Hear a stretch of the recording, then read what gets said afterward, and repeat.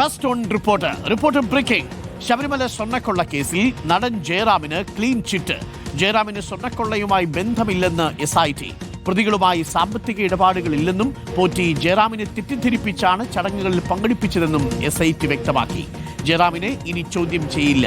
കുറ്റപത്രം വരുമ്പോൾ പ്രധാന സാക്ഷികളിൽ ഒരാളാകും ജയറാം. ഹരിമോഹനുണ്ട് കൂടുതൽ വിവരങ്ങളുമായി. Harimohan, good morning. ഹരി, ഇന്നലെ നമ്മൾ അല്പം ആശങ്കപ്പെട്ടിരുന്നത് ഈ ചിത്രങ്ങളിലും ദൃശ്യങ്ങളിലുമൊക്കെ ജയറാം കാണുന്നു, അതും 2-3 ഇടങ്ങളിൽ ജയറാം ഈ സ്വർണ്ണപ്പാളികൾക്കൊപ്പം കാണുന്നുണ്ട്. പക്ഷേ ഇപ്പോൾ SITക്ക് ബോധ്യമായി ജയറാം മറ്റുള്ള പലരെയും പോലെ ഈ ഉണ്ണികൃഷ്ണൻ പോറ്റിയുടെ ട്രാപ്പിൽ പോയി അറിയാതെ തലവെച്ചു കൊടുത്തതാണ്. ഉണ്ണികൃഷ്ണൻ പോറ്റി പെടുത്തിയതാണെന്ന് മനസ്സിലായി. ഒരു സാമ്പത്തിക ഇടപാടും ഉണ്ണികൃഷ്ണൻ പോറ്റിയുമായിട്ട് നടത്തിയിട്ടില്ല. സ്വർണ്ണക്കൊള്ളയുമായി മറ്റേതെങ്കിലും ഗൂഢാലോചനയിലും ജയറാം പങ്കെടുത്തിട്ടില്ല എന്നുള്ള വിവരം ഇപ്പോൾ SITക്ക് ലഭിച്ചിട്ടുണ്ടെന്ന് മനസ്സിലാവുന്നു.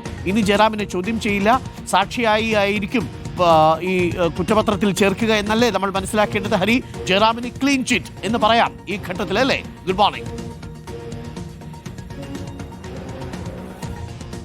Arun, good morning. തീർച്ചയായിട്ടും ജയറാമിന് ക്ലീൻ ചിറ്റ് എന്ന് തന്നെ പറയാൻ കഴിയും. കാരണം SIT ആ മൊഴിയൊക്കെ തന്നെ വിശദമായി പരിശോധിച്ചു. സാമ്പത്തിക ഇടപാടുകൾ നടന്നിട്ടുണ്ടോ എന്നുള്ളതിൻ്റെ കൂടുതൽ വിവരങ്ങൾ പരിശോധിച്ചു.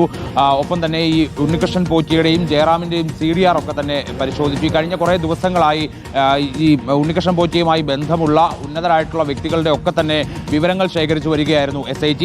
അതിൽ ഏറ്റവും പ്രധാനപ്പെട്ട ആൾ കൂടിയാണ് ജയറാം എന്നുള്ള കാര്യത്തിൽ സംശയമില്ല. കാരണം ഈ പാളികൾ, സ്വർണം കൊള്ളയടിക്കപ്പെട്ട പാളികൾ ആ സമയത്ത് നേരിട്ട് കണ്ട, അത് സ്വന്തം വീട്ടിലേക്ക് വരെ എത്തിച്ച ആൾ കൂടിയാണ് ജയറാം എന്നുള്ളത് കൊണ്ട് വളരെ വിശദമായ ഒരു അന്വേഷണം തന്നെയാണ് ഇക്കാര്യത്തിൽ നടന്നത്. പക്ഷേ അത് ജയറാം ഒരു സാക്ഷി മാത്രമാണ്. അതിനപ്പുറത്തേക്ക് പ്രതി ചേർക്കാനോ അല്ലെങ്കിൽ കൂടുതൽ ദുരൂഹമായ സംശയാസ്പദമായ ഇടപാടുകൾ നടത്തിയതിൻ്റെ പേരിൽ വീണ്ടും ചോദ്യം ചെയ്യാനോ ഒന്നുമില്ല എന്നുള്ളതാണ് SIT കണ്ടെത്തിയിരിക്കുന്നത്.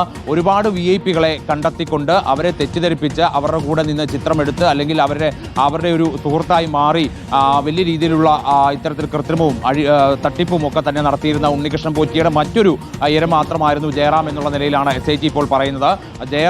ജയറാമിന്റെ മൊഴിയിൽ, ആദ്യഘട്ട മൊഴിയിൽ ഒരു ആശയക്കുഴപ്പം ഉണ്ടായിരുന്നു. ഈ ദ്വാരപാലക പാളികളും കട്ടിളപ്പാളിയും 2 മാസങ്ങളിലായി, അതായത് ജൂണിലും സെപ്റ്റംബറിലുമായാണ് പൂജ നടത്തുന്നത്. ആ രണ്ടിലും താൻ പങ്കെടുത്തിരുന്നു എന്നുള്ള കാര്യം ജയറാം നേരത്തെ പറഞ്ഞത് പക്ഷേ ഒരേ ദിവസമാണ്, അല്ലെങ്കിൽ മണിക്കൂറുകളുടെ വ്യത്യാസത്തിലാണ് എന്നുള്ളതായിരുന്നു.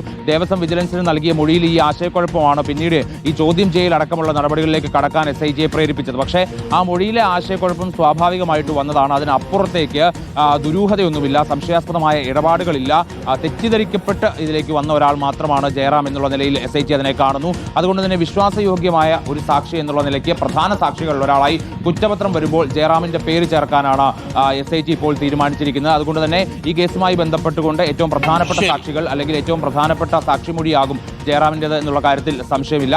എന്തായാലും SIT ജയറാമിന്റെ പുറകെ പോകുന്നത് അവസാനിപ്പിച്ചു. ഇനി കുറ്റപത്രം സമർപ്പിച്ച ശേഷം സാക്ഷിമൊഴി രേഖപ്പെടുത്തുക എന്നുള്ളത് മാത്രമാണ് ഇനിയുള്ള നടപടിക്രമം. അരുൺ, പോറ്റി ജയറാമിനെ തെറ്റിദ്ധരിപ്പിക്കുകയാണ്.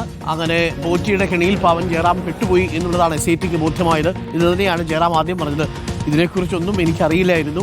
മകരവിളക്കിന് പോകുമ്പോഴാണ് ആദ്യമായിട്ട് ഉണ്ണികൃഷ്ണൻ പോറ്റിയെ കണ്ടത്. ശബരിമലയിൽ പോകുമ്പോഴെല്ലാം സൗകര്യം ചെയ്തു കൊടുക്കാൻ വേണ്ടിയിട്ട് ഉണ്ണികൃഷ്ണൻ പോറ്റി വരുമായിരുന്നു. അന്ന് പ്രേക്ഷകർക്ക് അറിയാവുന്നതുപോലെ കീഴ്ശാന്തിയായിട്ടും പെരീർമയായിട്ടും ഒക്കെ ഉണ്ണികൃഷ്ണൻ പോറ്റി ഇങ്ങനെ സന്നിധാനത്ത് നിറഞ്ഞാടുന്ന സമയം, ഇതുപോലുള്ള സെലിബ്രിറ്റികൾ വരുമ്പോഴും പ്രമുഖർ വരുന്ന സമയത്തുമെല്ലാം ഉണ്ണികൃഷ്ണൻ പോറ്റി പോയി മണിയടിച്ച് പാട്ടിലാക്കുന്നതാണ് പതിവ്. എന്നിട്ട് അങ്ങോട്ട് തള്ളോട് തള്ളാണ്. അദ്ദേഹത്തോട് പറഞ്ഞത് എന്താണെന്ന് അറിയുമോ? ജയറാമിനോട്, ജയറാമേട്ടാ, താങ്കളെ ജയറാം സാർ, ഞാൻ താങ്കളെ സ്വപ്നത്തിൽ കണ്ടു. ഞങ്ങൾ കൊണ്ടുവരുന്ന ഈ സ്വർണ്ണപ്പാളി താങ്കളുടെ സന്നിധാനത്തിൽ പൂജ ചെയ്യുന്നത് സ്വപ്നത്തിൽ കണ്ടു. അയ്യപ്പൻ മനസ്സിൽ വന്ന് സ്വപ്നം തന്നതാണ്. അതുകൊണ്ട് ജയറാം വരണമെന്നൊക്കെ പറഞ്ഞു. പാവൻ ജയറാം അതിൽ വിശ്വസിച്ചു പോയി. ഒരു അയ്യപ്പ ഭക്തൻ കൂടിയാണല്ലോ. അങ്ങനെയാണ് ഈ പൂജകളിൽ പങ്കെടുത്തത്. എന്നിട്ട് വീട്ടിൽ കൊണ്ടുപോയി കൂടി പൂജിച്ചു എന്നുള്ളതാണ്. ആ ചിത്രങ്ങൾ റിപ്പോർട്ടറാണ് പുറത്തുവിട്ടത്. അതോടുകൂടിയാണ് ഇത് സ്വകാര്യ പൂജ നടത്താൻ പല സ്ഥലങ്ങളിലും കൊണ്ടുപോയി എന്നുള്ള വാർത്ത പുറം ലോകം അറിയുന്നത്. അപ്പോൾ പ്രിയപ്പെട്ടവരെ, എന്തായാലും ജയറാമിനെ ക്ലീൻ ചിറ്റ്, അത്രത്തോളം ആശ്വാസം ജയറാമിന് മാത്രമല്ല നമുക്ക്.